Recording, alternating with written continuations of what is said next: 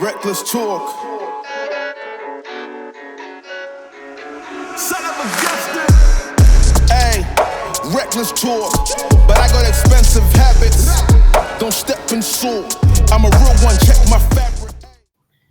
So morning, evening, afternoon, wherever you are, Don from Kenya Goodness TV, and back again with another video. I'm joined with Kwame here, and today, is the Disgracia Derby. It's Arsenal. We are at home versus Newcastle. This is more of like a revenge kind of game. This is a must-win game, by the way. There are so many games They that stole for us the game they won last time. Yeah, there was a lot of funny controversy. stuff. Yeah, controversy. Yeah, it was quite a controversial game. I mean, they beat us 1-0, right? Yeah, but it was not supposed to be a goal. Yeah, it wasn't supposed to be a goal. The officials had it wrong. Then later on, they came apologies as usual. So I think this is the game that actually even got Mikel Arteta in trouble, because remember, I think the refereeing body wanted to what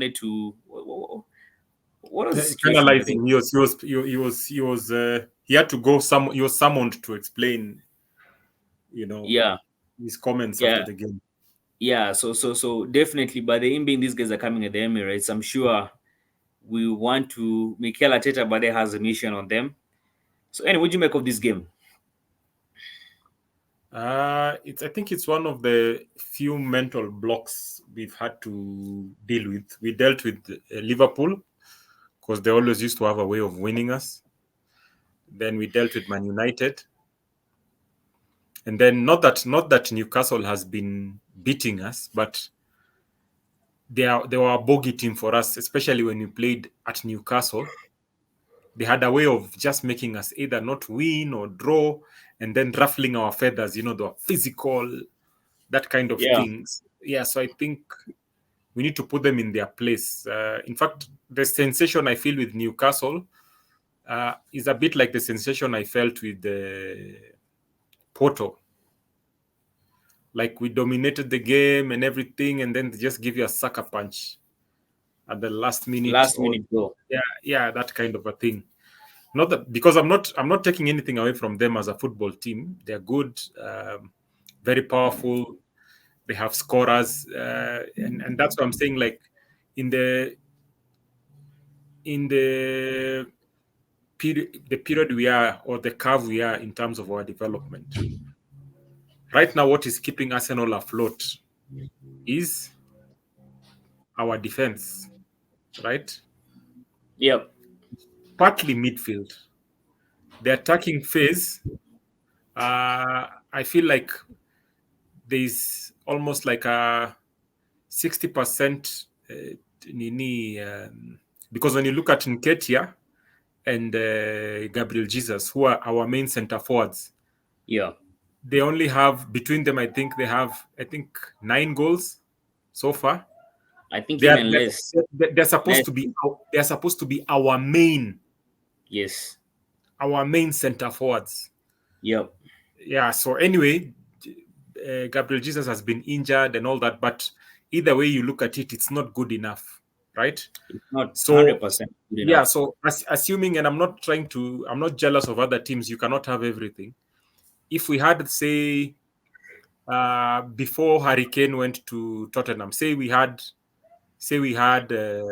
Harry Kane and Son as our attack. So we replaced, say, Gabriel Jesus and Nketiah, and we just had those two.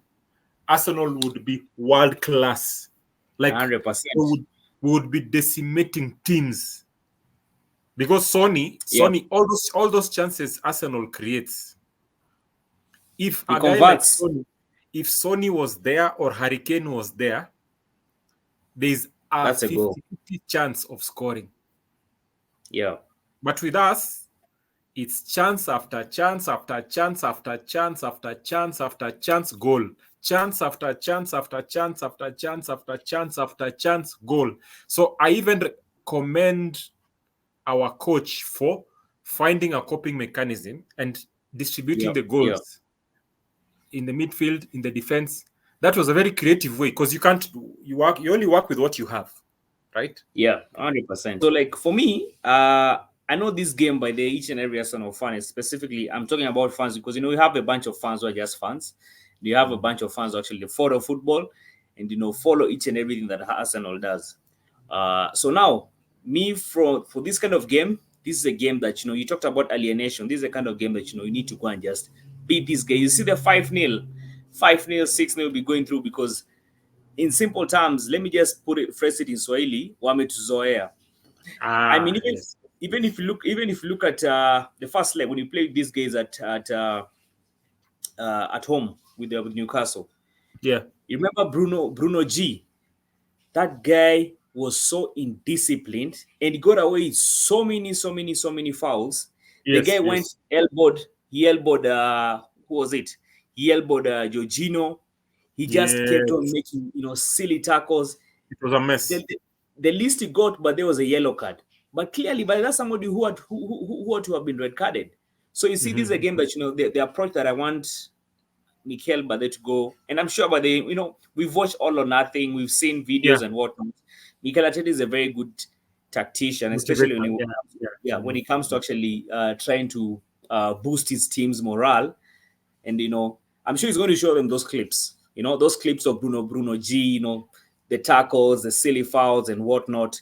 So this is a kind of game by the way that you have to now go there with guns blazing. By the way, this is a game that we need to go so that we are blazing. preparing. And by the way, because this is the game you want to prep you for the game in Porto 3 weeks from now.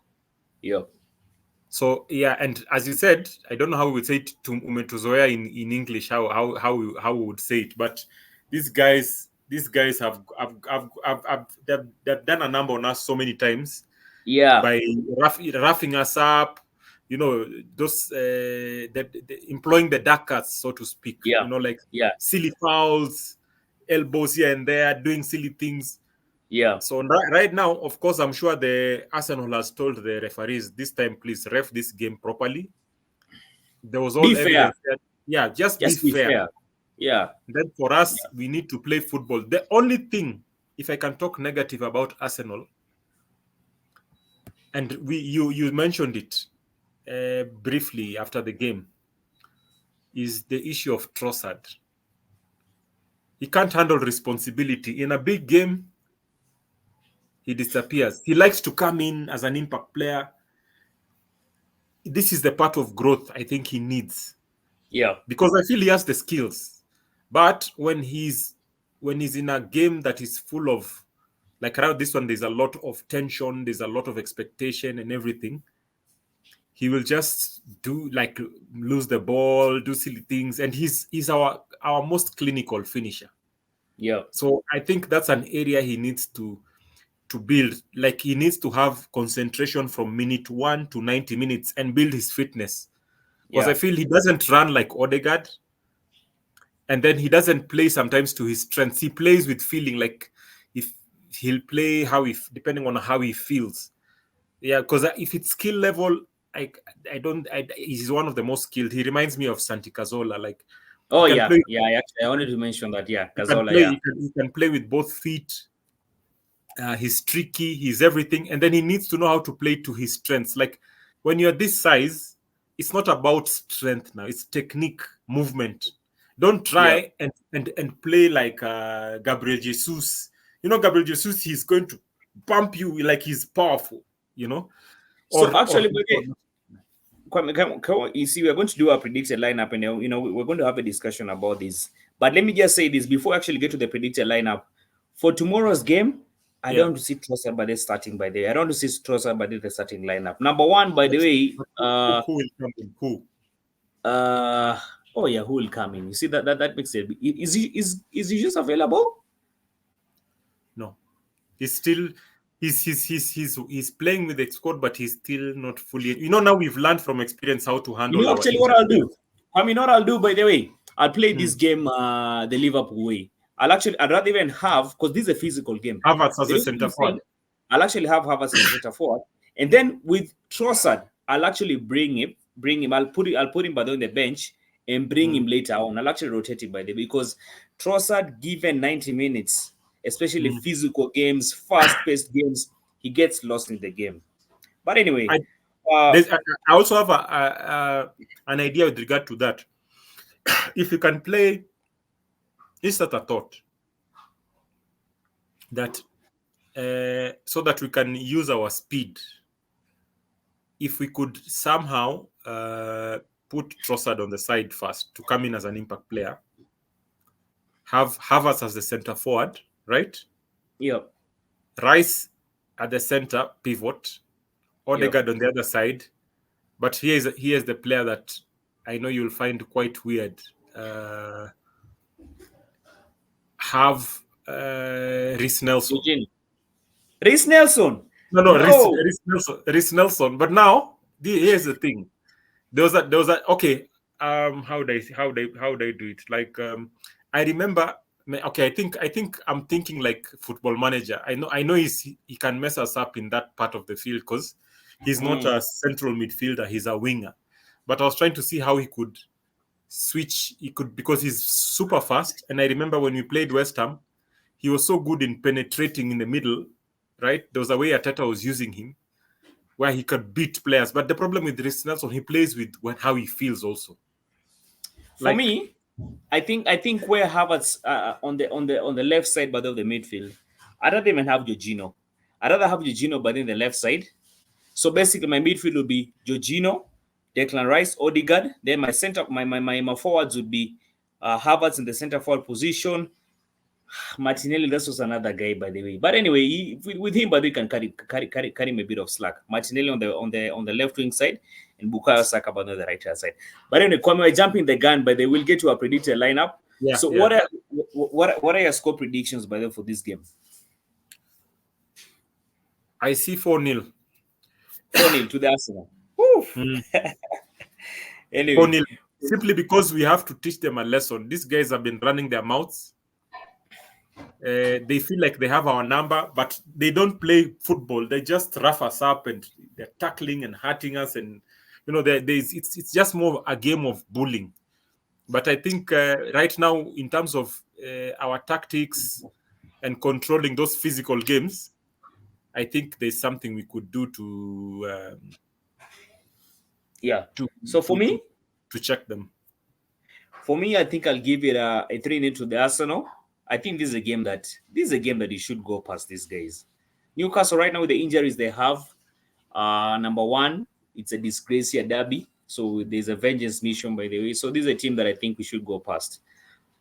Anyway, you guys drop your thoughts in the comment section. Let us know what you think. Let us know your goal prediction. Kwame, see you in a bit. Cheers. All right.